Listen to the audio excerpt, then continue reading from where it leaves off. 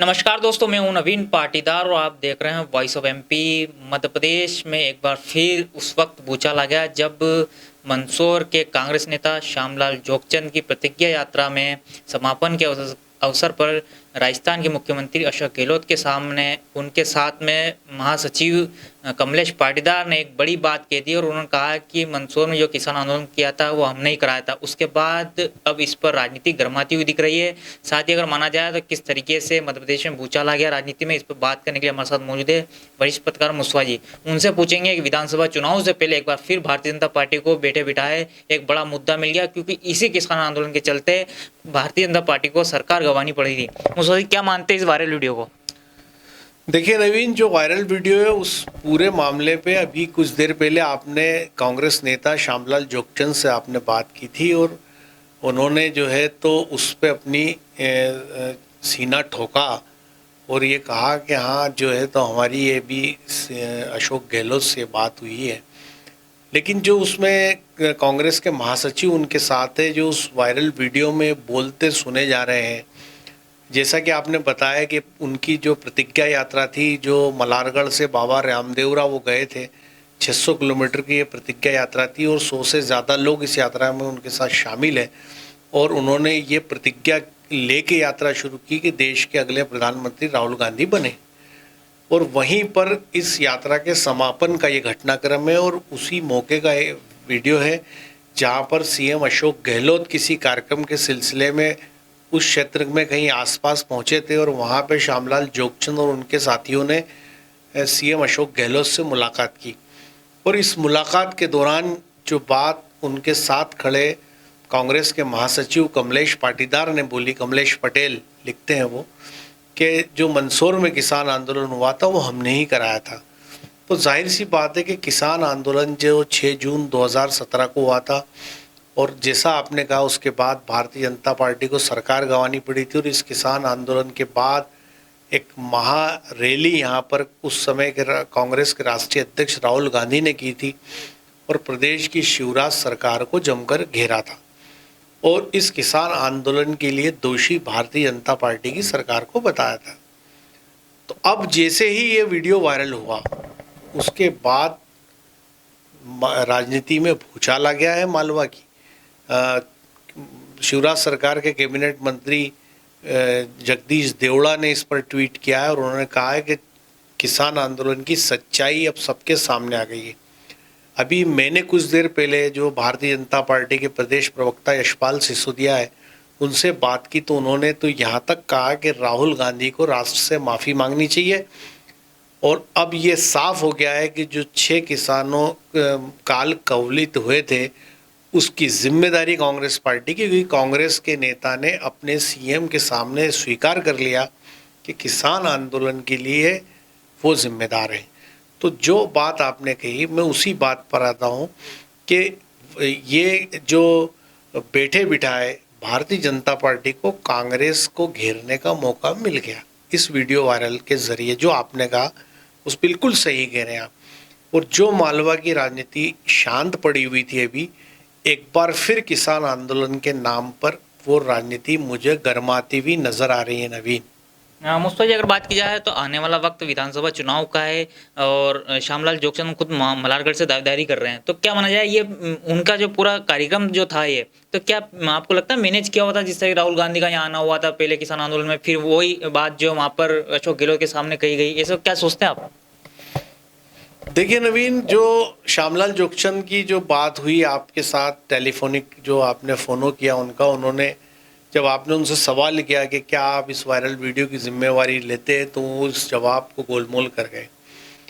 दूसरी ख़ास बात यह है कि जिस तरह से ये प्रतिज्ञा यात्रा निकाली गई और उस प्रतिज्ञा यात्रा की शुरुआत में श्यामलाल जोगचंद ने वॉइस ऑफ एमपी से बात की थी नीमच में और उन्होंने साफ तौर पे कहा था कि देश में हालात बहुत बुरे हैं और उन्होंने देश के अंदर बेरोज़गारी, महंगाई, किसानों की मुश्किलें और इन तमाम पे लंबी चौड़ी बात बोली थी और ये कहा था कि वो राहुल गांधी को प्रधानमंत्री बनाने की प्रतिज्ञा लेकर ये बाबा रामदेव की यात्रा कर रहे हैं।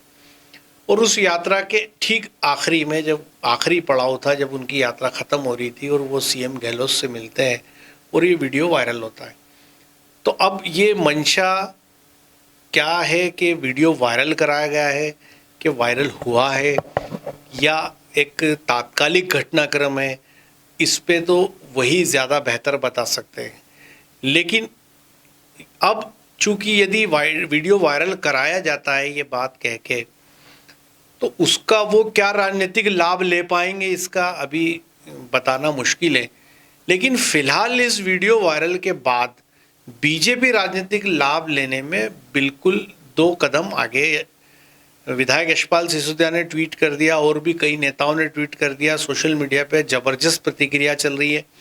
मैंने जब उसको मेरी खुद की फेसबुक वॉल पे उस वीडियो को शेयर किया तो उस पर भी कई लोग अपने कमेंट कर रहे हैं। तो सोशल मीडिया भरा हुआ है इस समय श्यामलाल जोगचंद के इस वीडियो वायरल पर। वॉइस ऑफ एमपी की बात करें तो उसने भी कई खबरें इस पे अभी जारी की है और लगातार हमारे पास प्रतिक्रिया आ रही है, आपके पास प्रतिक्रिया आ रही है। और जब से वीडियो जैसे ही ये वायरल हुआ उसके बाद से पूरी तरह राजनीतिक माहौल गर्माता हुआ नज़र आ रहा है और मुझे लगता है कि इसका राजनीतिक लाभ भारतीय जनता पार्टी लेने के पूरे मूड में आ चुकी है। और वीडियो वायरल के तत्काल बाद जगदीश देवड़ा ने भी ट्वीट करके साफ तौर पे कह दिया कि अब किसी सच की ज़रूरत नहीं है और सच्चाई सामने आ गई है, किसान आंदोलन के जिम्मेदार कौन है। तो कुल मिलाकर के इस वायरल वीडियो के बाद कांग्रेस मुझे घिरती हुई नज़र आ रही है और अब उसको कैसे कांग्रेस फेस करेगी, कैसे उसका सामना करेगी, क्योंकि किसान आंदोलन जो था वो पूरे देश में छाया था। आपने और हमने उसको नज़दीक से देखा है और बड़े ख़राब हालत हो गए थे। 6 किसानों को असमय अपनी जान गंवानी पड़ी थी। और उस समय 2017 की जब ये घटनाक्रम हुआ था तब किसानों को उनके फसलों के दाम नहीं मिल रहे थे, दूध के दाम नहीं मिल रहे थे। उसके बाद किसान उखड़े थे और ये तमाम आंदोलन हुआ था। तो अभी जो यशपाल सिसोदिया से जो हमारी बात हुई, उनका जो हमने फ़ोन लिया उस पर उन्होंने कहा कि कर्फ्यू तोड़ने का काम कांग्रेस पार्टी ने किया, किसानों को भड़काने का काम कांग्रेस पार्टी ने किया। तो जब आंदोलन हुआ था उसके बाद से ही आरोप प्रत्यारोप तो चलते रहे हैं। बीजेपी इस आंदोलन के लिए कांग्रेस को दोषी मानती है, कांग्रेस इस आंदोलन की के लिए बीजेपी को दोषी मानती है। किसानों की जो मौतें हुई उसके लिए कांग्रेस बीजेपी को दोषी ठहराती है, वहीं बीजेपी कांग्रेस को दोषी ठहराती है। लेकिन इन सबसे इतर एक ख़ास बात मैं आपको बोलना चाहूँगा कि ये सारी चीज़ें अपनी जगह, वीडियो वायरल होना अपनी जगह, कांग्रेस का बीजेपी पर हमला, बीजेपी पर कांग्रेस का हमला अपनी जगह। लेकिन मैं एक बहुत छोटी बात आपसे कह रहा हूँ कि 2017 और 2022 क्या बदला। किसान आंदोलन हुआ तो मरे किसान, किसान आंदोलन हुआ तो नुकसान उठाया किसानों ने, मुकदमे किसानों पे लगे। उसके बाद राहुल गांधी आए, उन्होंने 1 लाख लोगों की रैली की तो सरकार बनी कांग्रेस की, किसानों को क्या मिला। उसके बाद वो सरकार गिर गई, फिर बीजेपी की सरकार बन गई, किसानों को क्या मिला। पूरे 5 साल के इस पूरे घटनाक्रम को यदि हम देखें तो इस घटनाक्रम के अंदर किसान तो वहीं खड़ा है। आज लहसुन के दाम नहीं मिल रहे, प्याज के दाम नहीं मिल रहे, आज फसल नुकसानी नहीं मिल रही, फसल बीमा नहीं मिल रहा, मंडियों के हालात बदतर हो गए, मंडियाँ करप्शन का अड्डा बन चुकी है। आज किसानों के साथ मंडियों में किस तरह का व्यवहार होता है। अभी कुछ दिन पहले मंदसौर मंडी में एक किसान ने अपनी लहसुन की फसल जो उपज लाया था उसमें आग लगा दी। और तमाम ऐसे वीडियोस आ रहे हैं जिसमें किसान अपनी लहसुन को पानी में बहा रहा है, कोई अपने प्याज को मवेशियों को खिला रहा है। तो मैं जो कहना चाहता हूँ आपसे वो ये कि किसानों के मुद्दे पे राजनीतिक रोटियां तो सेकी जाती, लेकिन उससे किसानों को कभी कोई फायदा नहीं होता। राजनीतिक दल आते हैं, किसानों को मुद्दा बनाते, जय जवान जय किसान करते, लेकिन वो किसान तो वहीं का वहीं है। आज रेवेन्यू के अंदर आप देखिए कितना भारी करप्शन है। यदि आपको खसरे खाते की नकल लेनी है, आपको नामांतरण कराना है, आपको पावती बनानी, मैं आपसे कह रहा हूं कि समूचे संसदीय क्षेत्र की बात की जाए और पूरे संसदीय क्षेत्र में कहीं पर भी मंदसौर के गांधी चौराहे पे आप 10,000 लोगों को इकट्ठा कर लें, नीमच के कमल चौक पे 10,000 लोगों को इकट्ठा कर लें, और उनसे पूछा जाए कि बताइए आप कि राजस्व विभाग में आपको करप्शन देना पड़ता है, आपकी पावती बनती है, आपका नामांतरण बिना पैसे लिए होता है क्या? तहसीलदार, क्या पटवारी आपका काम कर रहे हैं? क्या पंचायत का मंत्री काम कर रहा है? बताइए। तो 10,000 1,00,000 लोग अगर खड़े होंगे तो तमाम लोग हाथ ऊपर करके कहेंगे कि नहीं हो रहा है। हमारे पास कैसी खबरें आ रही है आप बताइए।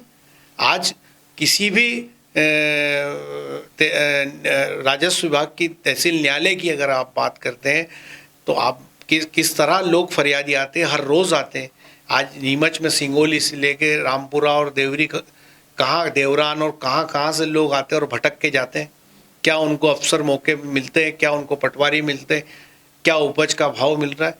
तो जिसके लिए राजनीतिक रोटियां सेकी जा रही है वो किसान तो वहीं का वहीं है। कल भी वो याचक था, फरियादी था, मुश्किल में था, पीड़ित था, आज भी वैसा ही है।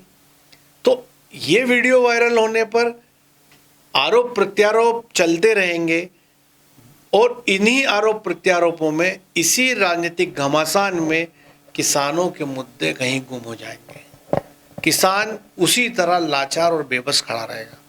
तो चुनाव आते हैं तो मुद्दे गरमाते हैं, सरकारें बन जाती हैं, मुद्दे पीछे छूट जाते हैं, फिर कोई नया लॉलीपॉप सरकारें लाके पकड़ा देती है और उस पर फिर वोट बटोर लेती है।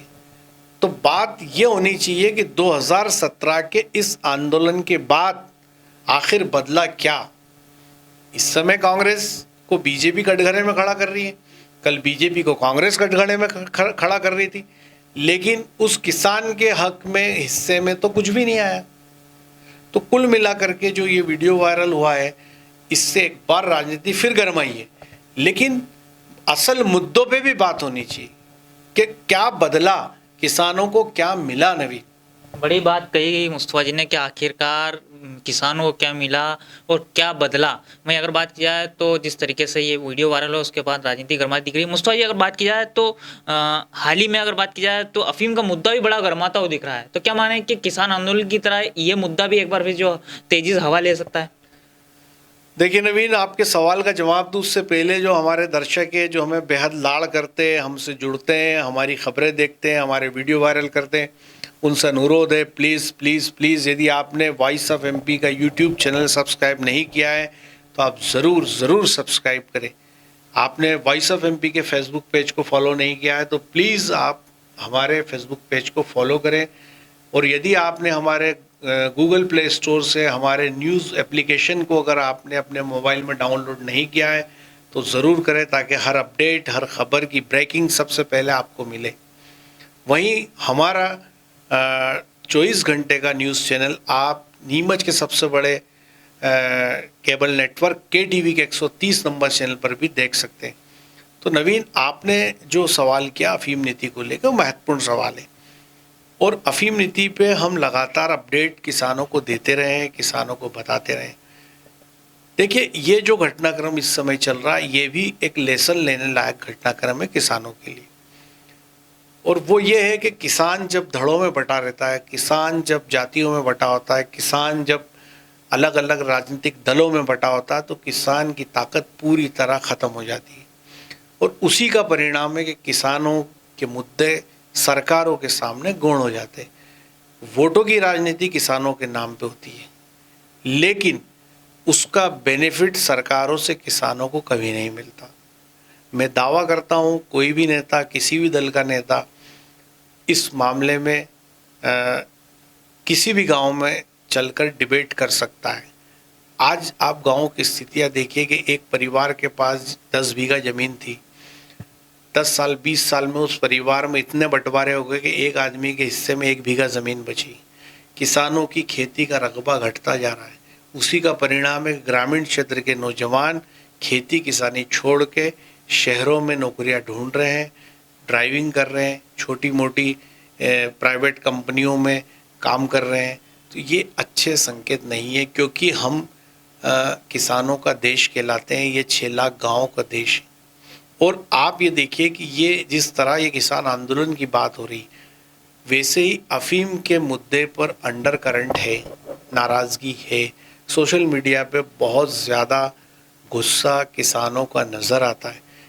और हमने अपनी पुरानी खबरों में भी कहा कि जो लोग नेता है, जो सरकार में बैठे हैं, वो कुछ नहीं कर सकते तो कम से कम वॉइस ऑफ एमपी की खबरों के कमेंट बॉक्स में जाके वो कमेंट पढ़ लें कि किसान क्या कहते हैं, तो उनसे भी उनको समझ पड़ जाएगी।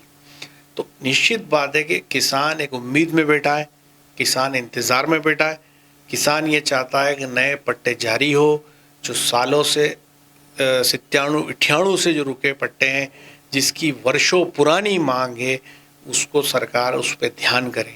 दूसरी इम्पॉर्टेंट बात है कि जिन परिवारों में जिनके नाम पट्टा था उनका निधन हो गया, अब वो उस पट्टे को जो उनका वैध उत्तराधिकारी है उसके नाम ट्रांसफ़र कराना चाहते हैं, वो ट्रांसफ़र नहीं हो रहा। तो ऐसे छोटे छोटे अनेकों मामले जिसके कारण करीब 1 लाख पट्टे होंगे जो रुके होंगे।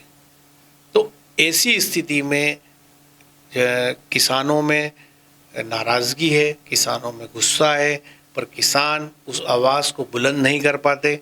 उनकी आवाज़ को हम वक्त ज़रूरत सरकारों तक पहुंचाने की कोशिश करते हैं। तो जो आपने बात कही, निश्चित बात है कि किसान की जब नहीं सुनी जाती है तो एक सीमा के बाद उनका धैर्य जवाब दे जाता है। लेकिन जो अभी खबरें हमारे पास है, चुनावी वर्ष होने के चलते सरकार किसानों का मन रखने की कोशिश करेगी और पट्टे नए जारी हो सकते हैं, लेकिन किसान सीपीएस पद्धति से खेती करने के बिल्कुल मूड में नहीं है। लगातार किसान इस तरह की प्रतिक्रिया हम तक पहुंचाते हैं, सोशल मीडिया के माध्यम से पहुंचाते हैं कि सीपीएस पद्धति बंद होनी चाहिए। अब ये सरकार के हाथ में, और जो लोग सरकार में बैठे हैं, ये उन पर डिपेंड करता है कि वो किसानों की इन मांगों पर किस तरह विचार करते हैं और क्या आगे के लिए स्टेप लेते हैं।